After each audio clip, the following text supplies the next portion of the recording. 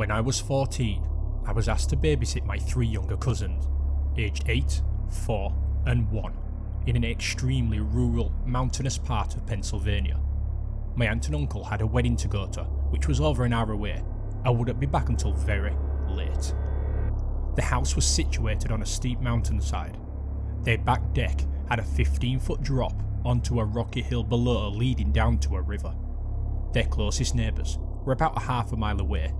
The closest main road was a mile away, and at night there were no lights to be seen anywhere around.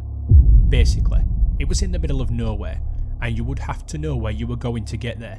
You just wouldn't accidentally end up there. My aunt and uncle left us with some pizza and their cell phone number next to their landline. This was the early 2000s and I didn't have a cell phone, but even if I did, I wouldn't get reception there anyway. The baby was already asleep. The 4-year-old wasn't feeling well and was quietly watching TV in the living room as he dozed off, and the 8-year-old was playing Guitar Hero with me up on the loft. The loft overlooked the living room to the left, where I could keep an eye on the 4-year-old, and there was a huge window that overlooked the driveway to the right. This description of the driveway is an important detail to the story. The road that led to the house ran straight into their forked driveway. It was a dead-end road. The house was as far as you could go. Go to the left driveway, there is a large open carport, and that's where my aunt and uncle and anyone who ever visited parked. The right driveway led down to a very short but very steep hill to a large levelled out area and ended against the garage door that opened to the basement of the house. It was never used as a garage, but served as my uncle's man cave and where he spent most of his time. Right beside the garage door, a normal door with a window so you could see right in. But this driveway was exclusively used by the kids as a play area because it was the only flat yard-like area on the property, and being on a mountainside, there isn't much room to safely play otherwise. No cars ever drove down there, ever. There are too many toys and bikes in the way, and friends and family knew this. Anyway, it was about 10 PM, pitch black outside. No moon to illuminate the area either. My cousin and I were still playing Guitar Hero when headlights caught the corner of my eye. And not my aunt's minivan headlights, huge truck headlights with those roof lights you often see on Jeeps or other off-road trucks. Not only that, the truck was going down the right driveway, the kids' play area. This was not my aunt and uncle. This was not anyone they knew. Panic and dread filled my body. I was a small teenage girl, alone in an isolated house on a mountain at night, with 3 children in my care. In a terrified voice, I asked my cousin, "Who is that, Jake? Do you know whose truck that is?" And then he looked panicked. "No, I've never seen that truck before," he replied. I quickly ushered him downstairs, still unsure what to do, but the 2 little ones were sleeping down there, and I wanted to make sure they were safe. I checked on the baby, and then grabbed the phone to call 911. And then I started to hear the metal garage door being shaken violently. No one ever opened that garage door. More panic fills me. I hear them try the door beside it, the metal doorknob jiggling. No one was actually knocking. It's not like they were checking to see if my uncle was down there. Plus, the lights were out. It was dark down there. They knew nobody was down there. They were breaking in. The door leading to the basement steps was right next to the phone, so I could clearly hear all this going on. I quickly turned the little lock on the doorknob just in case they did make it into the basement. My heart was practically jumping out of my chest. I'm talking to the 911 dispatcher as my 8-year-old cousin clings to my arm.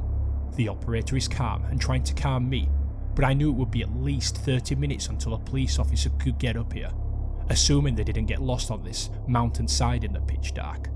I just kept thinking, we're in trouble. We are dead. This is how I die. The operator asked for the number my aunt and uncle left me so she could have another dispatcher call them to let them know the situation. I turned around to grab the paper with the number on it, and to my absolute horror, I see a man peering in the large sliding glass door.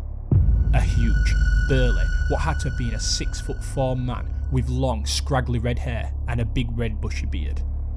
And what made it worse, he was grinning at me, grinning in a way that still scares me to this day.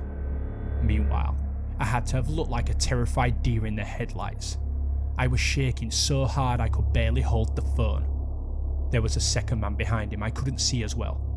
I have no idea what he looked like, but he was equally as tall, but a bit more lanky than the larger man at the sliding glass door. I screamed out, "Oh my god, they're here!" And before the 911 operator can say anything, my 8-year-old cousin goes, "Mr. Jim?" His voice was confused. It wasn't like my cousin was happy or even relieved to see him. I asked, "Do you know who that is?" But before my cousin could answer, I turned my attention to the man in the door. "I'm on the phone with the police," I shouted, grateful he didn't try that door, because I do not think it was actually locked. The man stared at me hard for a moment, eyebrows furrowed, like deciding what he wanted to do next. But he then just backed away, into the darkness. What seemed like an eternity later, I saw the truck lights back out of the driveway, and then back down the road until they disappeared. I was still scared shitless, and so was my cousin. He had only met that guy a few times, an acquaintance of his dad. It wasn't like it was a close family friend, and obviously, because again, he went down the wrong driveway. Visitors never go down that way. The 911 operator asked for a description of the man, then told me they'd gotten in touch with my aunt and uncle, and they were on the way. They stayed on the phone with me until a police officer showed up a bit later to make sure the men were actually gone, and they stayed with us until my aunt and uncle got home, so they could ask them some questions. My uncle was furious, not at me for calling them home early, but at this Mr. Jim guy. He muttered something like, "I'm gonna mess him up." My aunt was mad at my uncle and told him to tell Jim to never come back again. I didn't know at the time, but my uncle had a drug problem. I don't know what Mr. Jim or his accomplice were doing, or what they would have done if I wasn't on the phone with the police, but that grin was not a friendly one. It was sinister. And again, he also had to have known my uncle was not there, because the basement was dark. He would have seen through the windowed basement door. He had also tried lifting the garage door, something not even my uncle did. He intended to break into that basement. That much is clear to me. There is no other explanation. I never did babysit for them again, and I don't think I ever went back up there, because not long after, my aunt divorced my uncle and moved out. So, Mr. Jim, the grinning, burly mountain man who tried to break into the house where I was babysitting, let's not meet again.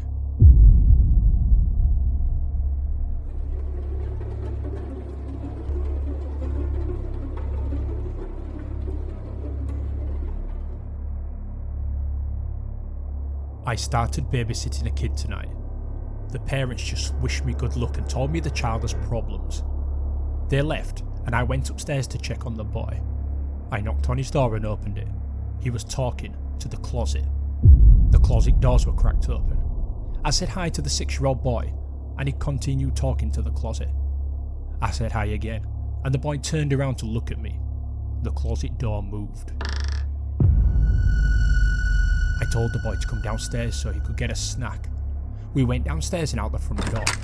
We called the police, and they eventually showed up at the house. They searched the boy's room and found a man dressed in a horrifying costume. It was some kind of grotesque creature.